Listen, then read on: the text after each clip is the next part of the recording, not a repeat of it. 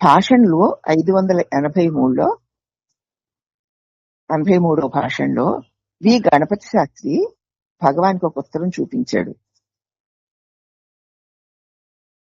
మెరిసిడిస్ D అక్టోరా అని ఒక Spain దేశస్తురాలు మరో రోజు ఇక్కడికి వస్తున్నానని ఆ ఉత్తరంలో రాసి ఉంది. గణపతి శాస్త్రి అని ఒక భక్తుడు భగవాన్కి ఒక ఉత్తరాన్ని చూపించి, మెరిసిడిస్ డి అక్టోరా అనే ఆవిడ స్పెయిన్ దేశస్తురాలట, ఆవిడ రేపు ఇక్కడికి వస్తుంది అని ఉత్తరం రాసిందండి అన్నాడు. అప్పుడు భగవాన్ నవ్వుతూ అన్నారు, నేను ఇక్కడుంటే ఎంతమందికి ఎంత కష్టమో చూడండి.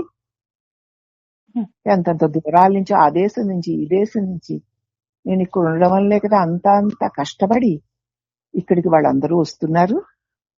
పాపం వాళ్ళు నా దగ్గరికి రావడానికి ఎంత కష్టపడుతున్నారో కదా అన్నారు భగవాన్. భగవాన్ దగ్గరికి వెళ్ళాలి, భగవాన్ని చూడాలి, భగవాన్ యొక్క దివ్య బోధతో జన్మని సార్థకం చేసుకోవాలి అని నిజమైన కలిగి ఎవ్వరు ఉన్నా వారందరూ కూడా భగవాన్ దగ్గరికి దేహ కష్టాన్ని అలాగే ధన నష్టాన్ని దేనిని కూడా లెక్క పట్టకుండా అనేక మంది వేరు వేరు దేశాల నుంచి భగవాన్ దగ్గరికి శ్రమ అనుకోకుండా, బాధ అనుకోకుండా ఆయన సన్నిధికి చేరాలన్న తపంతో వారు వస్తుంటే వారంతా తపన పడి ఉంటున్నందుకు భగవాన్ ఎంతో ప్రేమ చూపిస్తున్నారు. అయ్యో బిడ్డలు ఇంత కష్టపడి వస్తున్నారే, కోసం ఇంత ప్రేమతో వస్తున్నారే అని ఆయన కూడా వాళ్ళు కష్టపడుతున్నందుకు ఆయన కూడా ఎంతో ఆవేదన పడేవారు. మరి ఏ మహాశక్తి ఆ భగవాన్ సన్నిధికి వారిని ఈడ్చుకు వెళ్ళిందో, ఏ శక్తి ఈడ్చుకుని రాకపోతే వేరు వేరు దేశాల నుంచి వేరు వేరు మతాల వారు, వేరు వేరు జాతుల వారు ఏకమైన భగవాన్ యొక్క దివ్య సన్నిధానాన్ని చేరి ఏ శాంతిని ఏ తృప్తిని పొంది వెళ్లారో వారికే తెలియాలి. కాబట్టి భగవాన్ అపారమైన కరుణ, అనంతమైన కరుణ, ఆర్తితో ప్రేమతో భగవాన్ మీరు మాకు కావాలి, మీరు మాకు కావాలని ఎవరైతే ఆర్తితో తపిస్తూ ప్రార్థిస్తూ ఉంటారో వారందరి మీద భగవంతుని అపారమైన కరుణ నిండుగా వర్షిస్తుంది. ఇప్పటికీ ఏదో అరుణాచలం వెళ్లితే రమణాశ్రమం అందరూ వెళ్తున్నారు, మేము వెళ్ళాము. అరుణాచలం చుట్టూ మేము ప్రదక్షిణం చేసాం, మేము రమణాశ్రమం చూసాం, గుళ్ళోకి వెళ్ళాం, అభిషేకాలు చేయించుకున్నాం. ఇది కాదు రమణాశ్రమానికి వెళ్ళడం, అరుణాచలం వెళ్ళడం.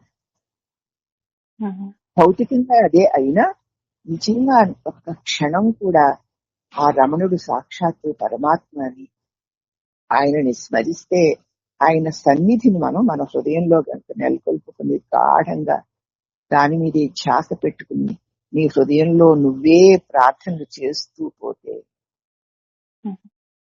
నీ హృదయమే శ్రీ భగవానుడు గనక నీ తపనకి, నీ ఆర్తికి ఆ ప్రేమమయుడైనటువంటి భగవానుడు కరిగిపోయి నిన్ను తనలో కలుపుకుంటాడా. కాబట్టి ఇటువంటి ఆర్తి తపన మనలో కలిగితే మన హృదయమే అరుణాచలం. ఆ హృదయమందు వెలుగొందుతున్న దేవుడే రమణేశ్వరుడు. అతడిని ఆర్తితో ప్రేమతో హే పరమేశ్వర సద్గురుమూర్తి అజ్ఞానాన్ని స్వామి సత్య జ్ఞానాన్ని కలిగించు, మాయామోహాన్ని వదిలించు, దేహాత్మ బుద్ధిని, రాగద్వేషాలని, అబద్ధాలని, అన్యాయాలని, అక్రమాలని, దుర్గుణాలన్నిటితో గూడు కట్టుకుని ఉన్న నా అజ్ఞానపు బంధాలను తొలగించు ప్రభో, జ్ఞానసిద్ధిని కలిగించు ప్రభో అని నువ్వు హృదయంలో నిజమైన ఆర్తితో ప్రార్థింపగా దయార్థ హృదయుడైన భగవంతుని భగవాన్ని హృదయం కరగదా? ఎక్కడికి వెళ్తాం? హృదయాన్ని శుద్ధి చేసుకో. దయగల హృదయమే భగవన్ నిలయము అన్నారు సద్గురు మలయాళ స్వామి. నిరంతరము నీ హృదయాన్ని అన్య విషయ చింతనకి వెళ్ళనివ్వకుండా ఇతరుల విషయాలు తెలుసుకోవాలనే బుద్ధిని వదిలేసి నీ హృదయంలో ఉన్న భగవంతుని ధ్యానించడానికి నీ సమయాన్నంతా నువ్వు ఖర్చు పెట్టుకుంటే నీకు అన్య విషయాల కోసం అస్సలు ఒక్క క్షణం కూడా నీ కాలాన్ని వృధా చేయాలని అనిపించదు. దేన్ని వినాలని, దేన్ని అనాలని, దేన్ని తెలుసుకోవాలని, ఎవరేదో చేశారు ఆ వివరాల మీదకి మనసు వెళ్ళనే వెళ్ళదు. ఎందుకంటే లోపల నిరంతరం నీ హృదయంలో ఉన్నటువంటి ఉమ్, ఆ భగవంతుని ధ్యానిస్తూ ప్రార్థిస్తూ ఆయన కోసమే నీ హృదయం ప్రతి క్షణము స్పందిస్తున్నప్పుడు ఇతర విషయ చింతనలన్నీ వాటికి అవే రాలిపోతాయి. ఉమ్, వాటి మనకి విద్య లేదు, వేదాంతాలు అక్కర్లేదు, శాస్త్రాలు అక్కర్లేదు, మంత్రాలు రావక్కర్లేదు. ఉమ్. ఇతర విషయాల మీదికి వెళ్దామన్న దుష్ట బుద్ధిని వదిలేయి చాలు. అవునమ్మా, అంతే. నీలో నీ హృదయేశ్వరుడైన పరమాత్ముని సదా సదా స్మరించుకుంటే రాత్రి పగలు కూడా రేయిం బౌళ్ళు కూడా తెలియవు. ఉమ్, కాలం గడవకపోవడం అన్న ప్రశ్న ఉండదు. ప్రతి క్షణం అది ఈశ్వర చింతన ఈశ్వర చింతన ఈశ్వర చింతన చేస్తూ పోతే ఉమ్,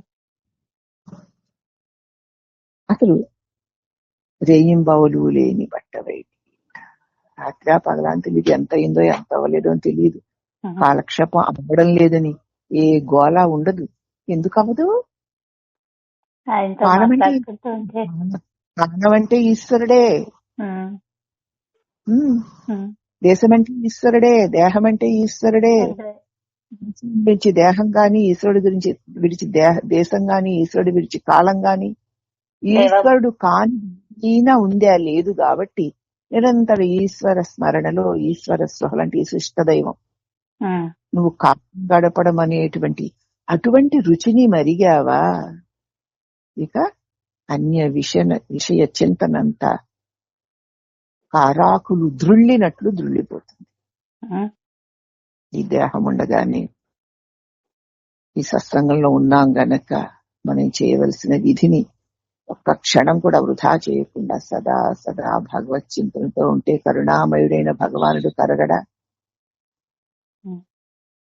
అందుకే అంత దూరం నుంచి ఆవిడ వస్తోంది అని చెప్పేసరికి పాపం అయ్యో నేను ఇక్కడున్నానే, ఎంతమంది ఎంత కష్టపడుతున్నారో కదా అని భగవాన్ దయార్థ హృదయంతో అన్నారంటే ఆయన కరుణ ఎంత గొప్పదో చూడండి.